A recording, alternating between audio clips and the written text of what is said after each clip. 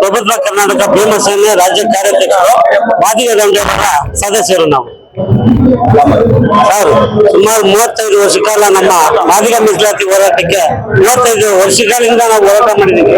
ಹೋರಾಟ ಮಾಡಿ ಅಂತಿಮವಾಗಿ ಒಂದು ಅಂತಿಮ ವಿಧಾನಸೌಧದಲ್ಲಿ ಒಂದು ಸಚಿವ ಸಂಪುಟ ಮೀಟಿಂಗ್ ಕರೆದು ತೀರ್ಮಾನ ಮಾಡಿದ್ರು ಅನ್ಕೊಂಡಿದ್ವಿ. ಅಷ್ಟೊಳಗೆ ಮತ್ತೆ ನಮ್ಮ ಜಾತಿ ಒಳಜಾತಿಯಲ್ಲೇ ನಮ್ಮ ಮಾದಿಗ ಜಾತಿಗೆ ಮೀಸಲಾತಿ ಸಿಗಬಾರ್ದು ಅಂತ ಹೇಳಿ ಮಾಲಾದಿ ಜನಾಧಿಯವರು ನಮ್ಮ ಯಾರಪ್ಪ ಅವರು H Madevappa, doctor G Parameshwar ಅವರು, ಮತ್ತೆ ಖರ್ಗೆ ಅವರು, ಇವರೇ ಮಾದಿಗ ಜನರ ವಿರೋಧಿಗಳಾಗಿದ್ದಾರೆ.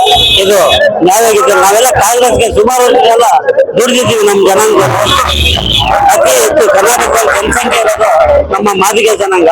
ಆದ್ರೂ ನಮ್ಮ ಮಾದಿಗ ಜನಾಂಗ ಧಿಕ್ಕರಿಸಿ ನಮ್ಮ ಮಾದಿಗ ಜನಾಂಗದ ಮಾದಿಗರನ್ನ ಧಿಕ್ಕರಿಸಿ ಅವರು ಯಾರು ಇದಕ್ಕೆ ಧಿಕ್ಕರಿಸಿ ಅವರು ಆದೇಶ ಮಾಡಿದ ಇದು ಖಂಡನೀಯ. ಇದು ಖಂಡಿಸ್ತೀವಿ. ಇದು ಮೀಸಲಾತಿ 22ನೇ ತಾರೀಕು ಮುಖ್ಯಮಂತ್ರಿಗಳು ಕರೆದು ತುರ್ತು ಸಭೆ ಕರೆದು ಯೋಚನೆ ಕರೆದ್ರು ಒಳ್ಳೇದನೆ ಕರೆದು ಒಂದು ತೀರ್ಮಾನ ಮಾಡಿದ್ರೆ ನಾವೆಲ್ಲ ಮಾದಿಗ ಜನಾಂಗದವರು ಸುಮಾರು ಕಾಂಗ್ರೆಸ್ ಜೊತೆ ಸುಮಾರು ಜನ ಎಲ್ಲ ಒಟ್ಟಾಗಿದ್ದು ಇನ್ನು ಮುಂದಿನ ಸರ್ಕಾರ ಬರೋದಕ್ಕೆ ನಾವೆಲ್ಲ ಉಳಿಯಾಗಿರ್ತೀವಿ.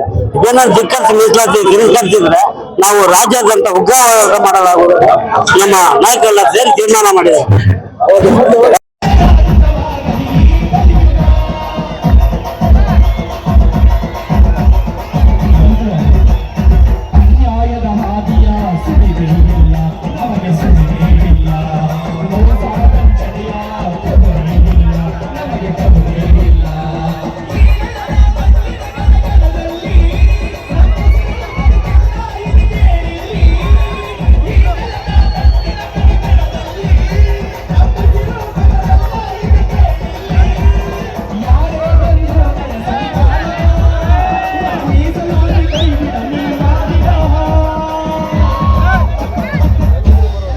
ಕಡಿಮೆ ಆಯ್ತು ಎಲ್ಲರ ಕೇಳಿ ಕೂಡ ನೀಲಿ ಶಾಲೆ